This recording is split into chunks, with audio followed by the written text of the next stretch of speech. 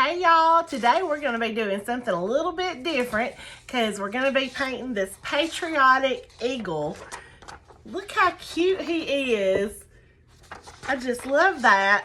And we're going to be taking an 11 by 14 tracer. So since it's 11 by 14, it's coming in two pieces. And we're just going to need to tape that together and then we'll be ready to trace it and get going. All of our tracers come in a variety of sizes, but anything that's larger than the 8 by 10 size, you will have to tape together, and some of them you have to trim, but the 11 by 14 you don't have to trim. You just line it up on this dotted blue line and just piece it together with your tape. And then you may see some little places where the lines don't completely come together, but it won't be a large enough gap that you can't see where your tracing line should be. So just tape that together, and then we're going to take some tracing paper to get this traced out. This time, because it is a larger canvas, I'm using this big tracing paper, and you can get this on Amazon also. I'll try to find it and link it, but you just have to remember to put your tracing paper down, shiny side down, and that fan is blowing mine, so I'm struggling a little bit here, but anyway. So shiny side down always, because I have traced something off and didn't have shiny side down and picked it up and there was nothing there and I was so sad. So shiny side down on the tracing paper, and then you lay the tracer itself up on there and just trace it with an ink pen.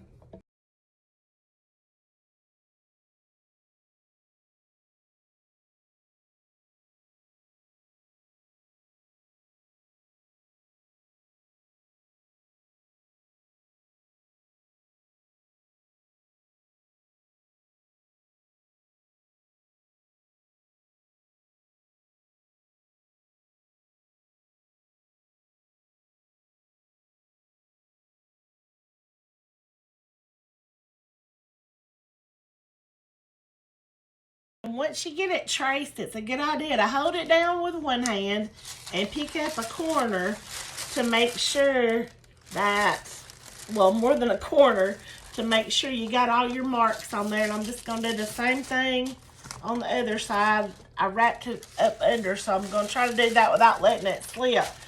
Don't let it slip if you can help it, because if your paper moves, it's almost impossible to get it lined back up. But just hold it down with one hand, pick up with the other, and you can tell if you've got all your tracer marks.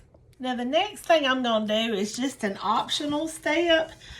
I'm just going to take my Sharpie and trace over some of these smaller feather lines on the bottom, because I feel like there's a good chance I'm not going to be able to see them through the blue paint.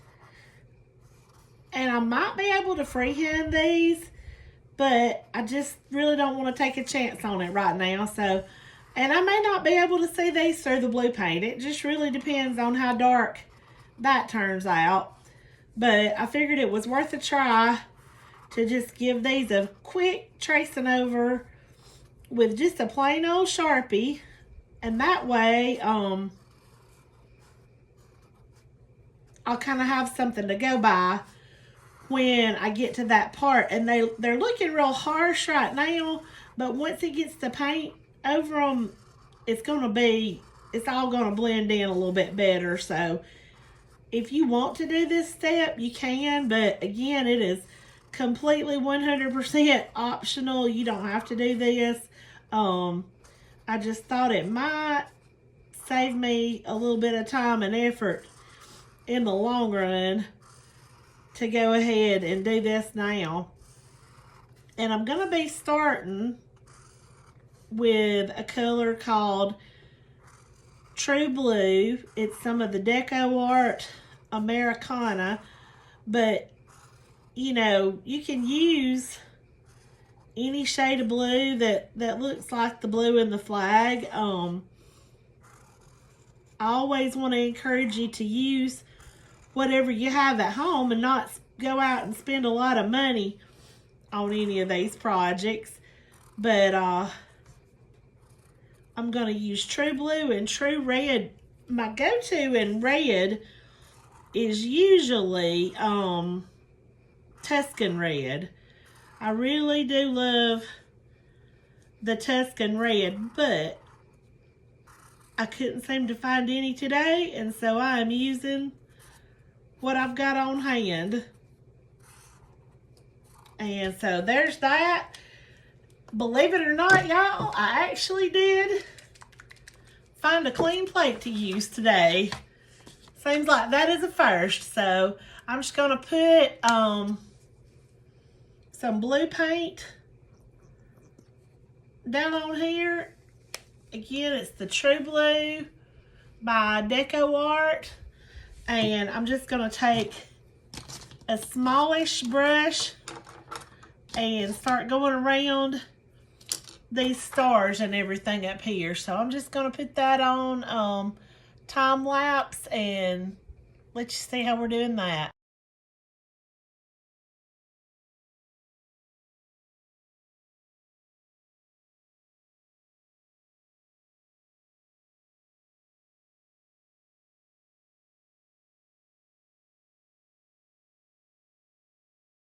One thing I didn't mention, when you're getting around these stars, just turn that brush up on its side and bring it down like that, and then go away from it on each one of these little flat edges. Just let that brush do most of the work for you like that. I wish I'd have videoed while I was doing that, but that's just an easy way. You can actually use a little bit bigger of a brush than you think. You just kind of have to turn it this way and that to get down in the little crannies. So now I'm just going to take this same brush, this same color paint, and just start filling in some of the feathers down here. Now this one, it looks like I didn't get in there with the Sharpie.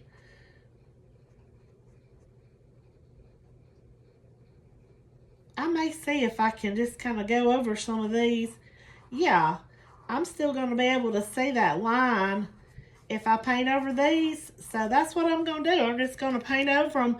And like, think of this part over here as its wing. And we're going to do the wing and the chest sections a little bit different shades of blue. So let me just get up here with that color for now. But now we're leaving this part white, so try not to get on it. But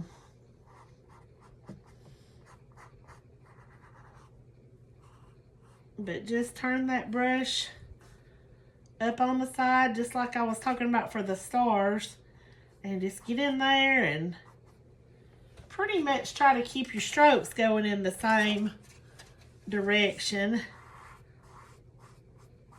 But the whole purpose of the Sharpie was so that we could paint over the lines and not have to worry about that. And then we're going to come back later and kind of outline.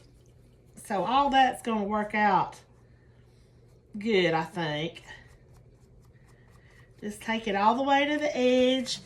And then we'll stop with the wing part of him probably about right here. So if you overlap some right there, it's okay, because the other blue that we're using is a little bit darker anyhow. So I don't think you'll be able to really tell that you did it first in the lighter blue. But then I'm just going to start up here on this side with the lighter. And again, turn that brush up on its side and get in those little pointy places.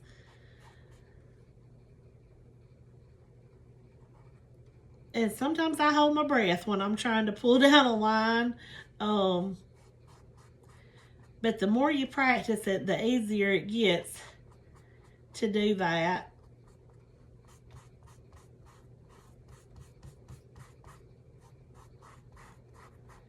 Just getting in this little part that's gonna be the wing. I'm trying to think about how far over to go. I'm going a little bit further than that, I believe.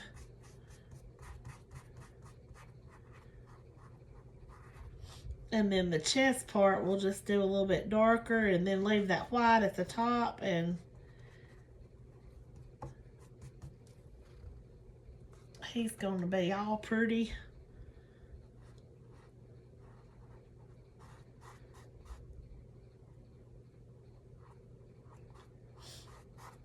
When I first saw, this is not one of my originals.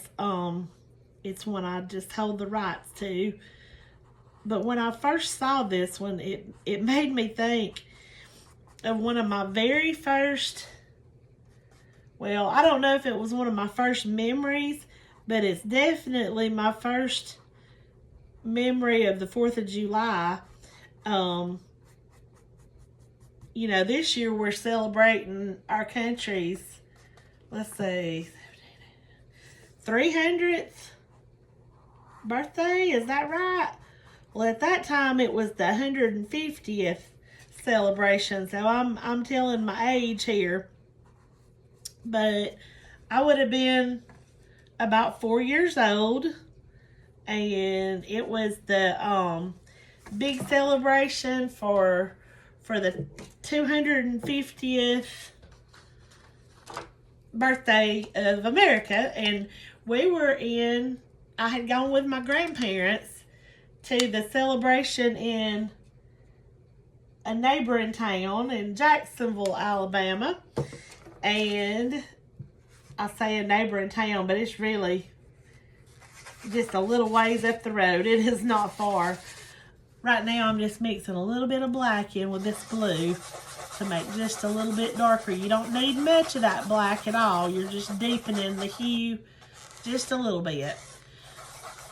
But anyway, I had gone, I don't know where my parents were that day, but I was all the time going and doing things with my grandparents, because my grandmother kept us when we were little, and then later on we lived right next door to them, so they were always very much a big part of our lives. And I had gone, oh, that's maybe not quite dark enough. Let me see.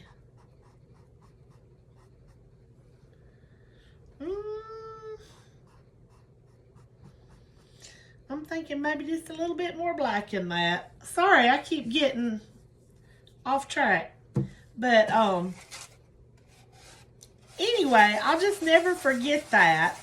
It's the first time that I felt patriotic, like as a little kid, like so proud to be an American. Just I remember my granddaddy buying, like, me and my grandmother some Uncle Sam hats, or hers was like a boater hat or something, and mine was one of the big ones with the red, white, and blue on it. And I think it was the first time I ate a snow cone, and it was red, white, and blue, and we watched some fireworks and just had a great time. And it was not until, you know, a whole lot later that I realized, you know, what my grandparents had gone through on behalf of our nation. My granddaddy was a World War II veteran, wounded twice in the Hurtgen Forest over in Germany. And since I've been doing, he wouldn't talk about it. He would say, this is not, the things you're asking me, this is not something that a little girl needs to know about. And he passed when I was 13. But Anyway, he was wounded in October, and then in October of 44, and then in February of 45, according to the records that I've been able to pull from Ancestry. And the second time, well, the first time he was wounded, they just took him to a field hospital, and he was wounded in the forearm, and they just ran a rag soaked in kerosene through the bullet hole. It had gone straight through, all the way through. He was, I guess, reaching up to grab a doorknob or something in a town, and just went right straight through his forearm.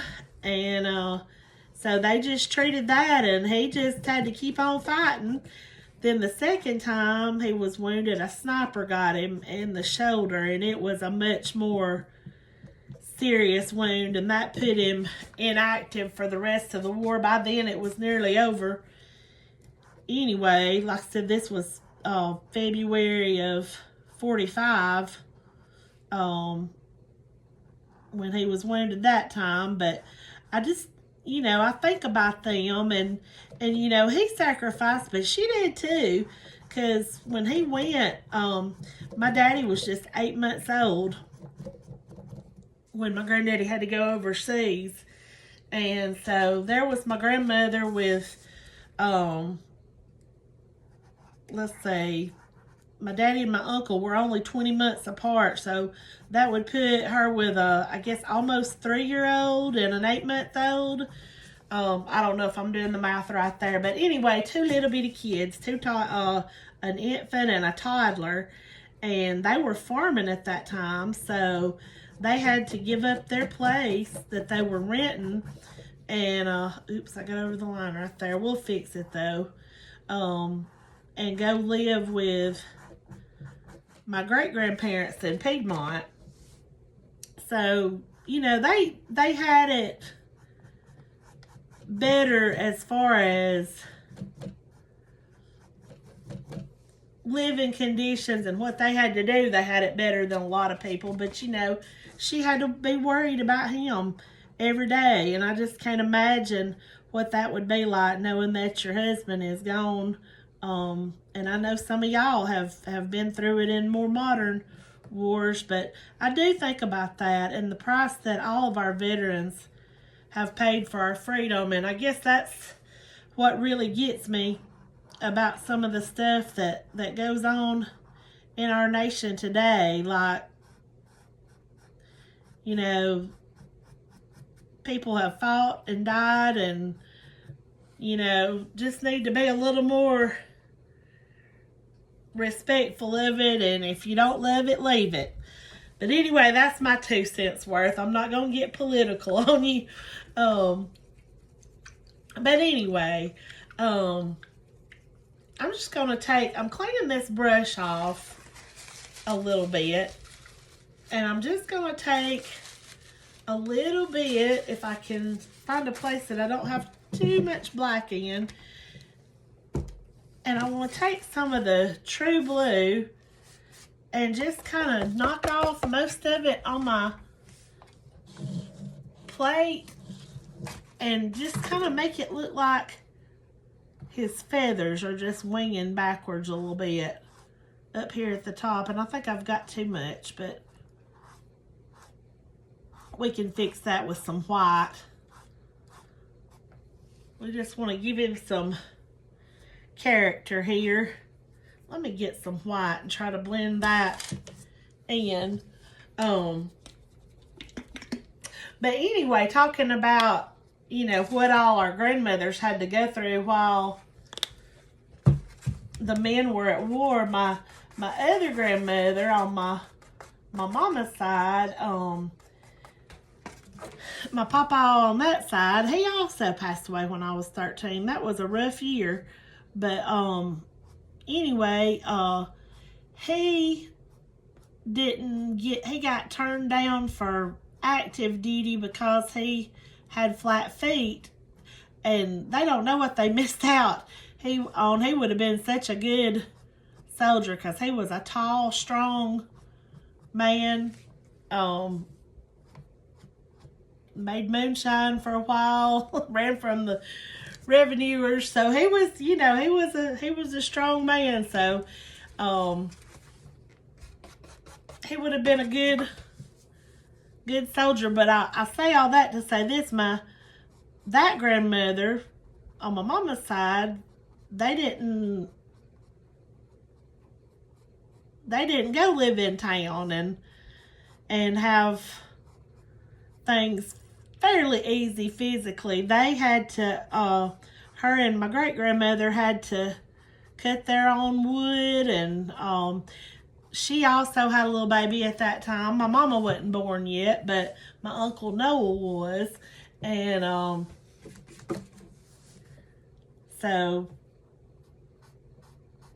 they had to do all the work that Papa had done. That at that time they didn't have electricity or indoor plumbing or anything like that.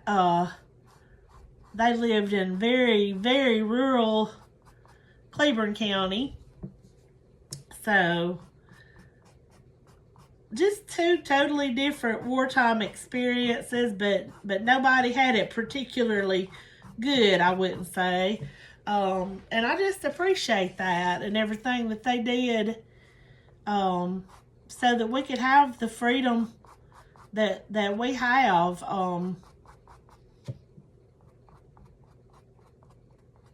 I just don't take it lightly. You know what? I forgot to paint that dark.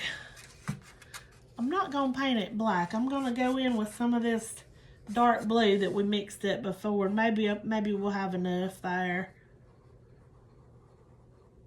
And that little shading that I just did doesn't look great, so I may have to touch that up and bump in a little bit of white. But that's the good thing about acrylic paint.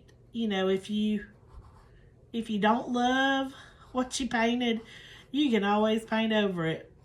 And if I'm painting door hangers, if I'm painting on wood, I always keep baby wipes handy, because you can just wipe it off. And sometimes you can on canvas a little bit, but not as well as you can wipe wet paint off wood,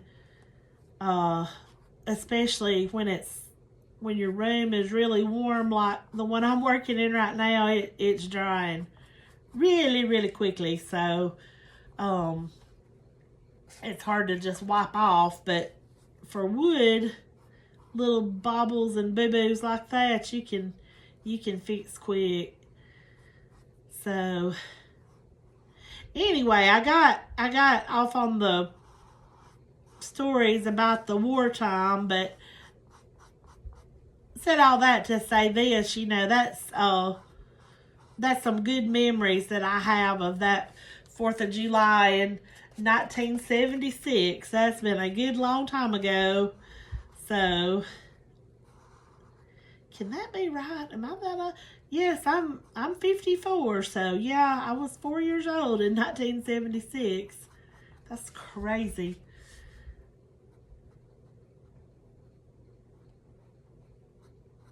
But that is what this eagle reminds me of somehow. And when I saw him, I said, oh, I've got to paint that. Just got to. Okay, so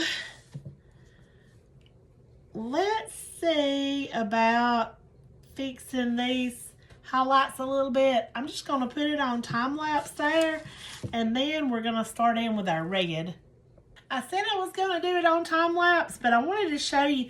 I'm just taking this round brush and just kind of swooshing in more white here just to blend it a little bit better. I didn't like,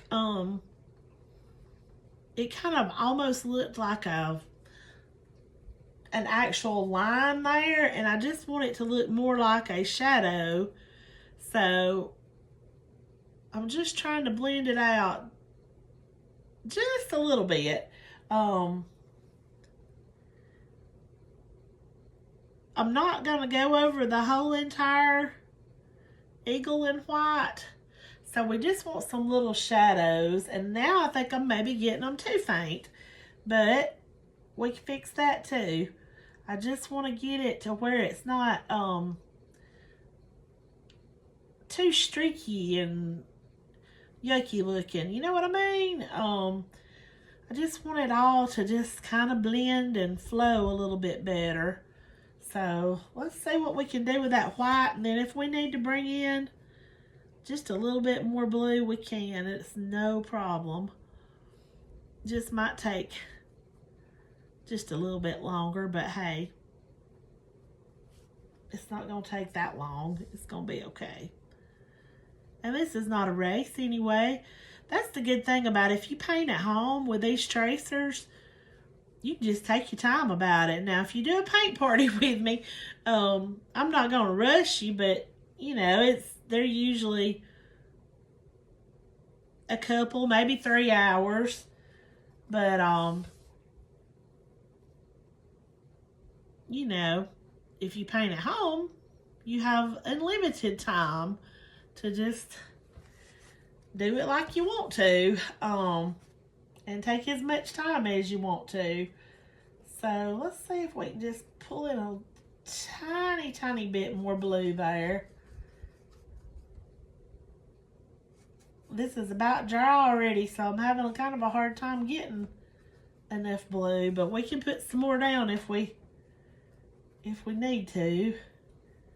But I just want to swoosh in just a little bit. Oh yeah, kind of like, make it look like feathers. Just little feathery strokes like that.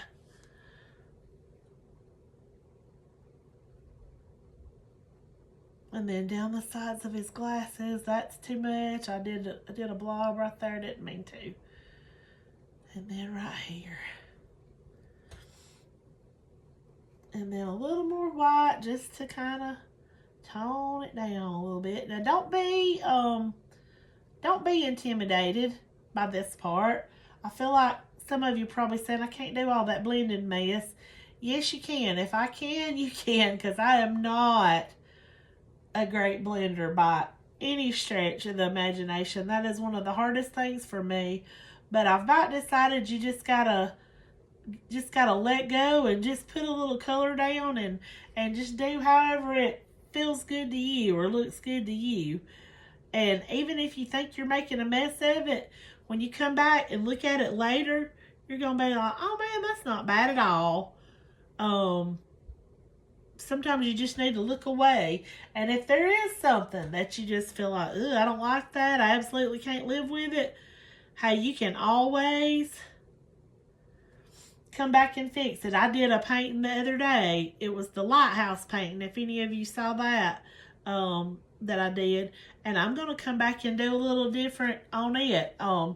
Blend some of my colors better that I wasn't just really crazy about. So don't be intimidated by the blending. Just, especially if your paint's wet, it's really easy to work in the blue and the white. I'm just struggling a little bit right now because this is about dry because the room is hot. So what we're doing next is just getting started with the red, and that's when it's really going to start popping. But I'm just kind of rinsing these brushes right now. Now for what size brush to paint the stripes, you can probably get by with using a 1-inch flat brush like I use a whole lot of the time. But I'm using this little, I don't know if that's about a half or what. I don't know. I just don't really want to fool with that great big one right now. Excuse me, but this is True Red, the Deco Art Americana, and I think I'm going to have to switch plates because I'm afraid I don't have enough dry areas on there. But the True Red, you're just going to be taking every other section here. So you're going to just paint one and skip one. That is not looking very dark. I almost wish I did have some of my Tuscan red, which I love. But this, if it doesn't turn out dark enough, we can always do a second coat. But hopefully we're not going to have to once it's dried. We'll just have to see what that ends up looking like. I think it's going to be fine.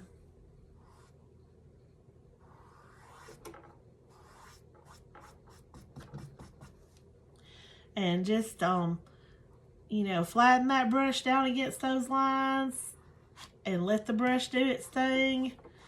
And you're not going to have to do very much. Just guide it some, but don't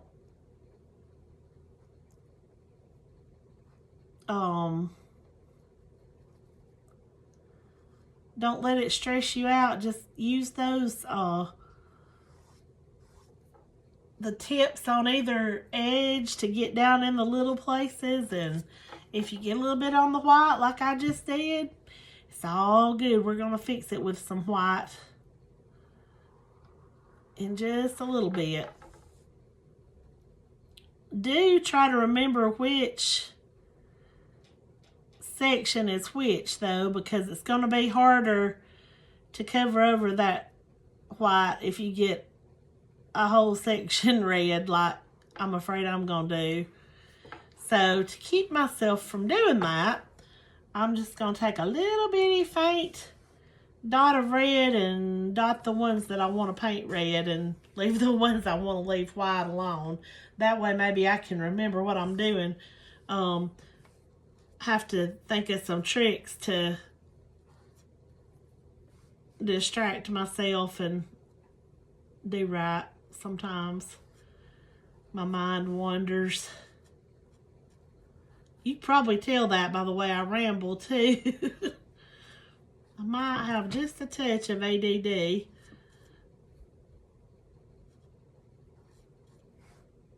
I think I have more than a touch, but it's functional, I guess. Sometimes I think I would have liked to have seen what I could have done if I'd had medicine, but I reckon if I've made it this far, I don't know that I want to start it this late in life.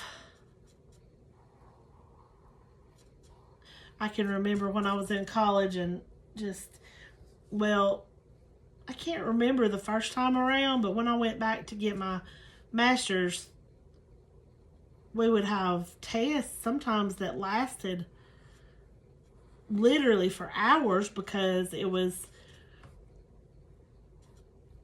writing lengthy written responses and essays and things like that. And I would get so frustrated if anybody even moved their paper or cleared their throat. I wanted to hurt them because I would lose my train of thought like that easy. And I wish I wasn't like that. And that's ridiculous, I know. But like, I can't really think and do two things at once. So, what was I saying? Yep, that might be just a hint of some ADD there. I don't know, man. How did I get to talking about ADD? Oh, keeping up with which stripe was supposed to be red. See what I mean, y'all? Sometimes it's not a good situation. All right, so the red stripes. Now let's see what kind of matches up with what. I think the way this comes down, this should be red. Right? And I don't know. We're just going for it.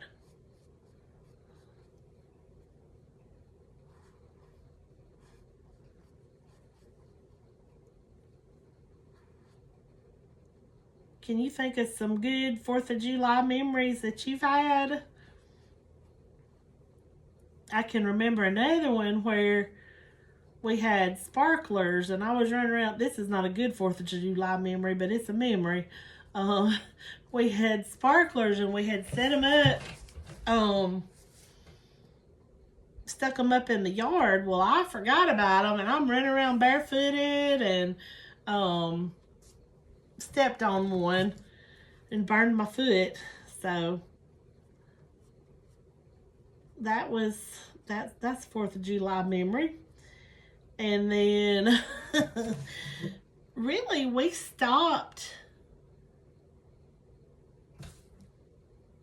doing very much. This is terrible, or kind of sad really.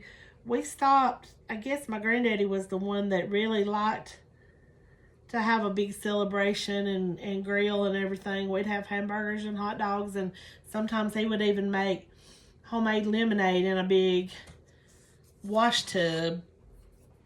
So after he passed away when I was 13, we just kind of stopped really doing 4th. I don't know what we did, but it wasn't much of anything, if anything. And but then when me and my husband got married, his well, this is hard to explain, but his first in-laws, whom we're very, very close with, they had a big blowout 4th of July celebration every year, and we got to be a part of that for as long as they kept having it until just a couple of years ago. They had that,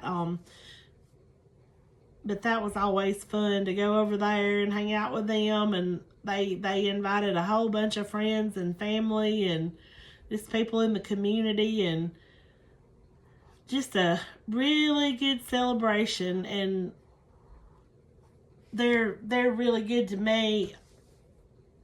I don't guess I'm even technically their daughter-in-law. I'm married to their son-in-laws. I'm married to their son-in-law.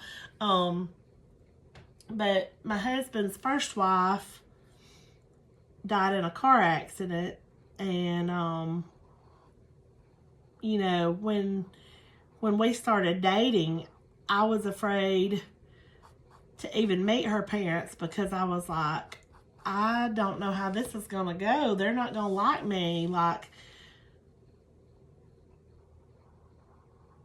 I felt like they thought they would think I was trying to come in and, I don't know, because my stepson was just 13, and I didn't know what they would think, but y'all, they could not have been more welcoming, could not have been any better to me if I was their own flesh and blood. I just can't tell you how thankful I am for them. Just, so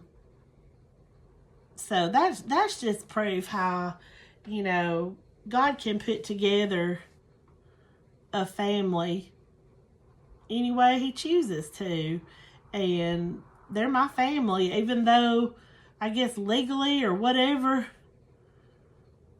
we wouldn't be considered related, but they're my family. They're like my second parents.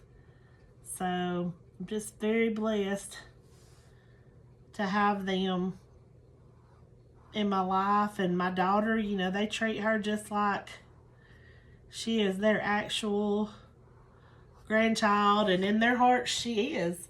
So it's just been a good thing. You know, my heart hurts for the losses that they have suffered, but I'm also just real thankful to have them in my life. But they knew how to throw a 4th of July celebration for sure.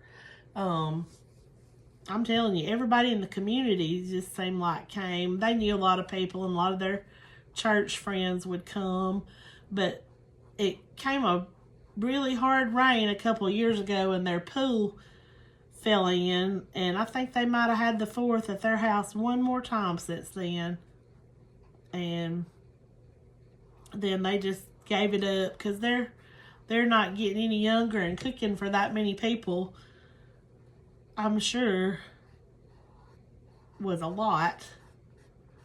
But man, it was fun. Someday I hope to be able to talk my sweet hubby into a pool, and then we can have some good 4th of July celebrations around here. Not that you have to have a pool to have a good 4th celebration, but yeah, I just want a pool, if you know what I'm saying. Like, I've been wanting a pool ever since we've lived here. So for the past 20 years, I've wanted a pool, and someday, good Lord willing, and the creek don't rise, I'm gonna get one. I'm just gonna have to keep sweet talking that man. He says they're too much trouble, but I've promised him that I'll do all the work. He just don't believe me. But anyway, I think I'm telling the truth. In this moment, I'm telling the truth that I would do it. Because I'd do about anything to have a pool. Okay, so there's his glasses. And now, oh no, I see something I missed down here. And I don't know if that's supposed to be wing or if that's supposed to be red. You know, I believe that's wing. So I'm going to leave that blank for right now. Actually, I'm going to go ahead and put some of this, hang on. I'm going to put this red paint back in the bottle. Okay, so off camera, I filled in that little place down here that was supposed to be blue. And I put the rest of that red paint back in the bottle just because I had out way too much. And acrylic paint is not expensive, but I just don't like to waste if I can help it.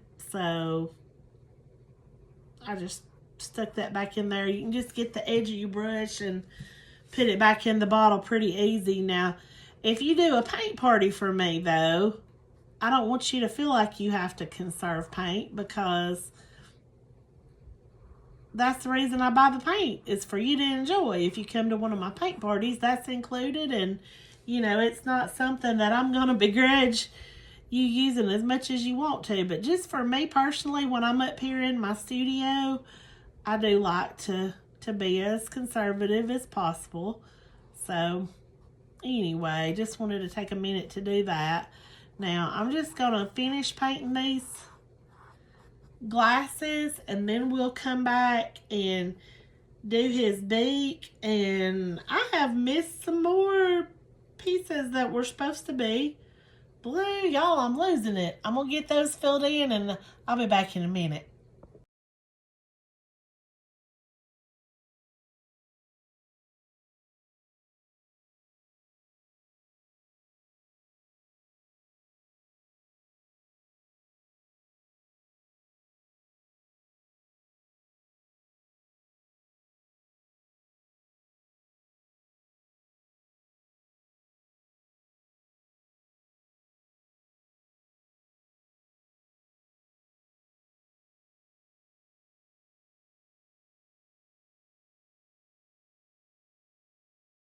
Okay, y'all, I'm just going to be perfectly honest. That was kind of a pain to paint those letters. So I'm going to drop an alternate tracer in with this set that says Freedom on the glasses lenses. And that might be a pain too. But I'll just tell you, I think I might have been better off to have freehanded that, because it was just not a fun time. So I alternated between a little round brush and that 1/4 inch flat, and it made it work. But like I said, not a fun time. So now I'm just going to go into the beak and do most of his beak like a true yellow.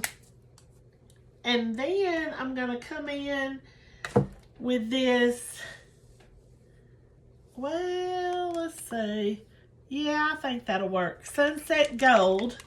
I was looking for my deep ochre, but I don't see it. So let's just go for the true yellow for the beak, and then I'll give it some shadows with the Sunset Gold.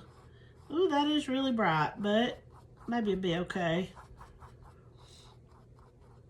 And this brush is a little bit loosey-goosey, but I think it's going to be okay too. The bristles are not as sturdy, I guess. Or maybe they're just a little longer than most of my brushes, but I don't feel like I have quite as much control. That might be a good thing, because it is good for getting around these curves. Yeah, look how you can just lay that over and get right down in there. Yeah, I think I do like this brush. Sometimes it takes me a minute to decide. And that's why you do just need to play around with brushes to see what you like, what feels best to you. Because what I love using may not be your ideal thing. So just tinker around with it and see what you enjoy using, and that's what you can use. Just don't feel like you need to pay a lot for brushes, because I'm telling you, I buy the cheapest that I can find on Amazon. Sometimes I go to Hobby Lobby or Walmart or whatever, but wherever I'm shopping, cheap is the name of the game. Now, you know, if you ever want to do some, you know, really fine art and not just fun stuff like this, maybe you might invest in some more expensive brushes. But to me, these work just fine, and it helps make this an inexpensive hobby. So now I'm just going to take just a little bit of this Sunset Gold, and I'm not even going to rinse my brush out, but I'm going to kind of make some little shadows on the beak. Just blending it in, just trying to make it a little more interesting. Probably put too much, maybe not. But anyway, just making it, giving a little interest to the beak. And then when that dries, we'll highlight that some. Now, I believe all this down here is dry. And so the question is, do we want to outline in black or white? In my example painting, it was black, so we could go with that, or we could go white. I'm thinking that white would be good. My only reservation with that is that I'm a little worried that that darker color will peek through, and I just think that it might look cuter just to stick to the black. So I'm just going to use this black Posca pen. You can also do it with a little liner paintbrush, but we're just going to outline all these feathers here and kind of try to make them pop. It's showing up good on this true blue. I don't know how it's going to do on that darker blue. Let's see. This is where I was saying, you know, I'm glad we outlined first with the Sharpie because it kind of takes the guesswork out of this and you can just move right along. My problem is keeping my hand out of it. Anytime I paint, I have paint all up my arm, all over my hand. I just can't seem to not. But anyway, you see how, well, I'm not even in the frame. I'm so sorry. Let me turn it this way so you can see it better. And also that'll help me keep, hopefully, my hand out of it. Y'all, I don't think I'm going to be able to wait for the 4th of July. I think I may put him out at the beginning of May because, you know, we do have Memorial Day in May. And just leave him out till the 4th.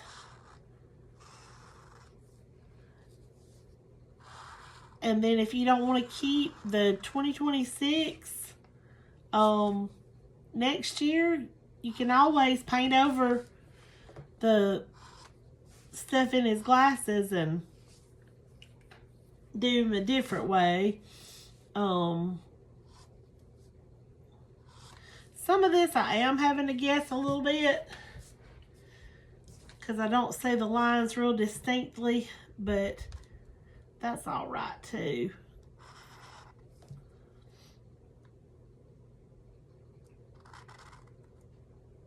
It is, I think, making it go a little bit quicker since we not painted, since I went over it with Sharpie before. So, you know, like I said, that's just an optional step. You don't have to do that, but it might help in the long run to just make the whole deal just flow a bit more smoothly. Okay, so I'm going to just turn it upside down now. And I'm going to go around his, the beak's not dry enough to go around yet. I imagine this part is, though.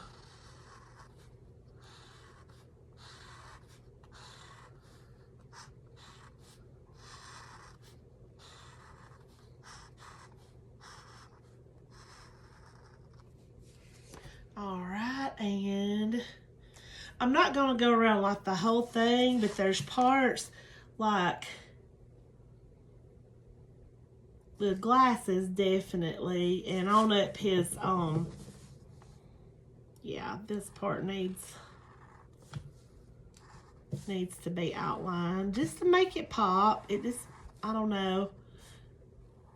I guess it wouldn't be just absolutely necessary, but it does give it a little bit of oomph, I think, to just outline some and make it pretty. And we'll go ahead and get around his glasses.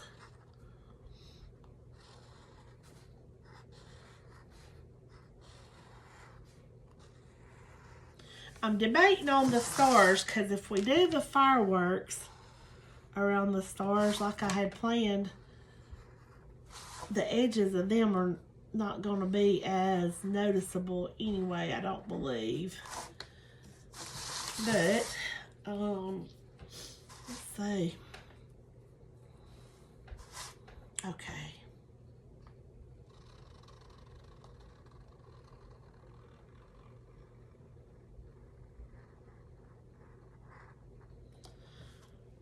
I think that yellow is still pretty damp, so I don't want to ruin my marker getting over in that, but maybe I can still do it. I think I did get a little bit on it, but maybe it's not hurt. I'm just not going to get that middle section yet because that's where the paint's really not dry. The good thing about these Posca markers, they do dry really quick. So it doesn't take but just a minute till you don't have to be worried about getting your hand in them. Although sometimes I do manage to do it. That one's leaking a little bit. The Poscas don't usually do this, but maybe I was bearing down a little bit too hard. Some of the older paint pens that I used to use way back when, now they were terrible to leak. It was just part of it with them, but the Poscas barely ever do. That's why I think I was just probably bearing down a little bit too hard right there, but I think it'll all dry fine and won't be a big deal. Just coming back through here. If these pens do start leaking really bad, you know, you can always just make some marks on like a scrap piece of paper or on your whatever you're covering your table with, or a plate. But if they just keep on leaking, sometimes you do just have to chunk them and start with a new one. And also, like I said before, you don't even have to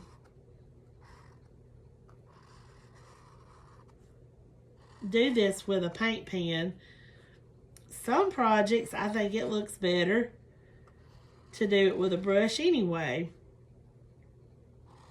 But for this, I thought the thicker lines would be okay, and I still do. So if I can just, let me see, I'm just gonna stick my finger in it. It's dry. Oh, I didn't get around the inside of the sunglasses. Well, that's black anyway, so yeah, it doesn't matter. Sorry, just kind of thinking out loud.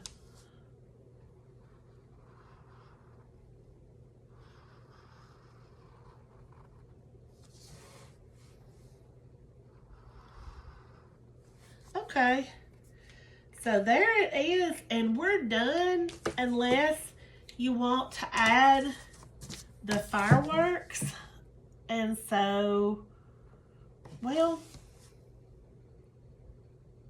yeah, I need to kind of touch up these stars just a little bit. I ended up with a little blue paint down in there. Let me do that off camera, and then we'll do some fireworks. Okay, so I've just put a little white paint down on my plate, and I'm just gonna take this 1-inch flat brush and just kind of up here just smush in some white, just like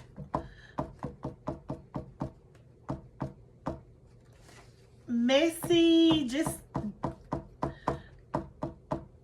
just tapping it on, because that's going to be the beginnings of our firework. And then I'm going to come over here and I'm going to do another one down just a little bit on this side. Just some messy taps is all you need for this. Just kind of giving a background for the fireworks. And then finally, one more like down in this area. I don't want to cover over all the red, but just give it a little, like a splattered look. I guess is the best way to describe it. Just kind of splattered on there. Okay, and so then we're just gonna take a little bitty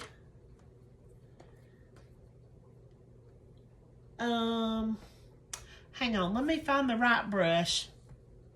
Okay, to make the fireworks, I'm just gonna use these little bitty round brushes. I just needed to find 3 of them, because you can just rinse every time, but I just decided I wanted to get enough so I could move pretty quick. So with the red, I'm just gonna take this little brush right here and just get some, and where I did that little white splattery thing, I'm just doing like some little swooshing lines down from the center of that.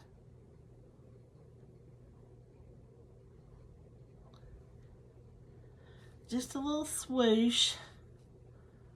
just imagine what a firework looks like when it's exploding. And we're going to add some more colors in there too. I think though I want to use a little more white in there as well. So I've still got some white on my plate, and we'll just kind of go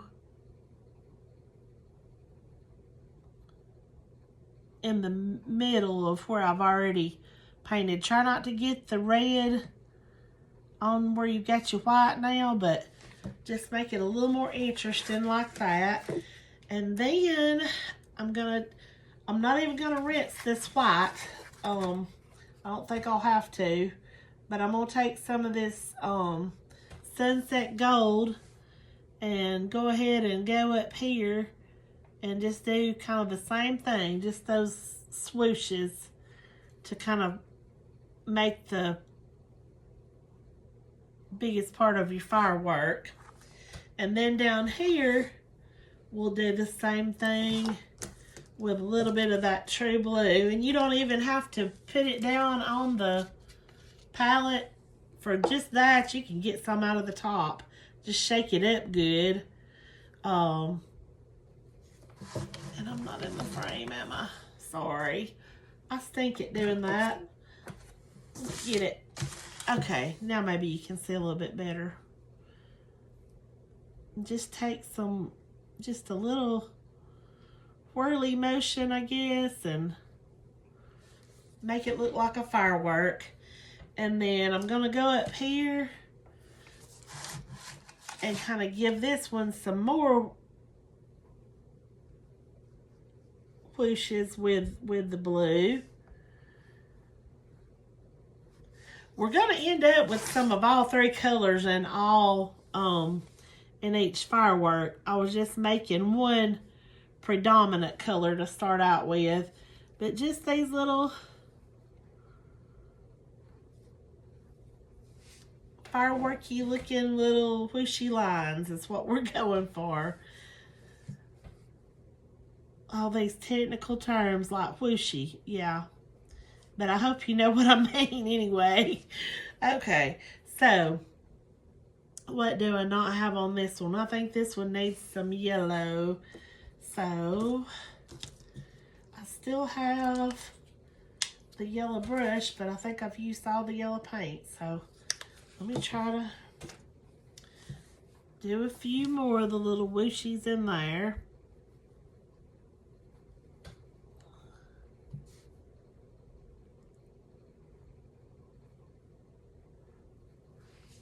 And then you can take your brush and, oh, I want some yellow in that one up at the top too, though. That'd look good, wouldn't it?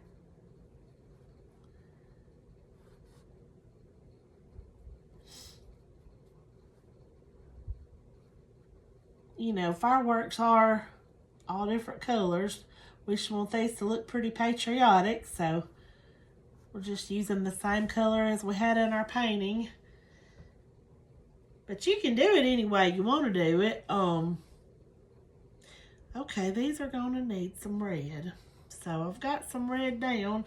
I'm just either going to have to find another little bitty brush or do some rinsing. Here's my red. I've got one. I'm crazy. Okay, so yeah, let's just bring in a little bit of some more whooshes of red. And this part is optional too. You don't have to have the fireworks on here, but you can if you want to. This kind of gives it a little something fun.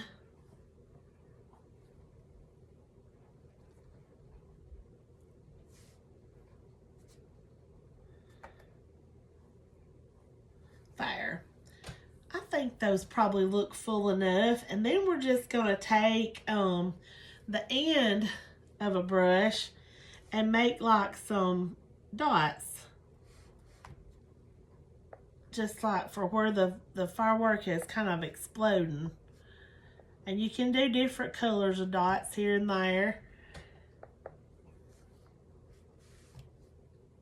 I don't know that that's, I just did a red on the red. That's not gonna really show up, so I guess use colors that are going to work in whatever spot you're trying to get them on.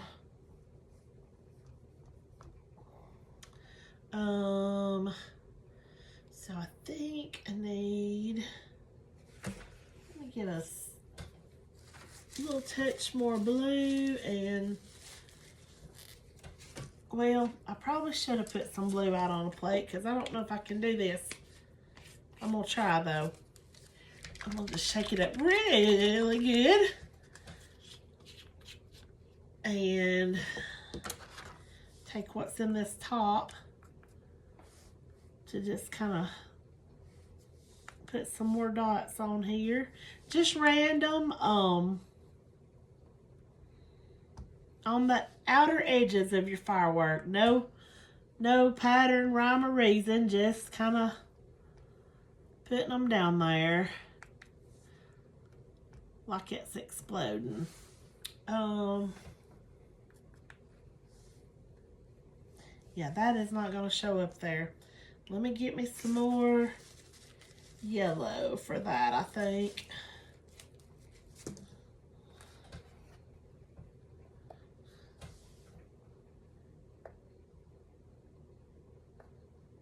That's doing pretty good. I'm not sure that I have ever,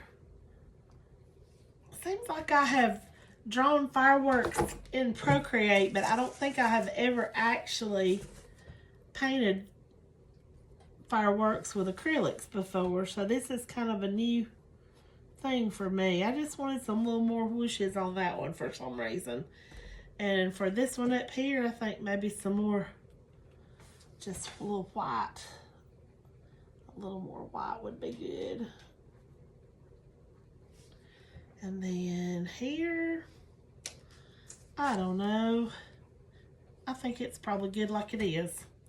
So, anyhow, here is our eagle. And I'm liking him. What do you think? I think he's pretty cool. And he was easy to do. So, I hope you'll join me and do one of your very own. So here he is, and I hope you have as much fun painting this one as I did. It was easy and it was a whole lot of fun. Feel free to change up some things. If you don't want to put the 1776 to 2026 in the middle of the glasses, hey, he's cool anyway without that. I'm going to try to remember and put you some tracers that say freedom too, or you can just leave them blank. Any way you want to do it, you just make it your own. And as always, thank you so much for watching. I sure do appreciate you.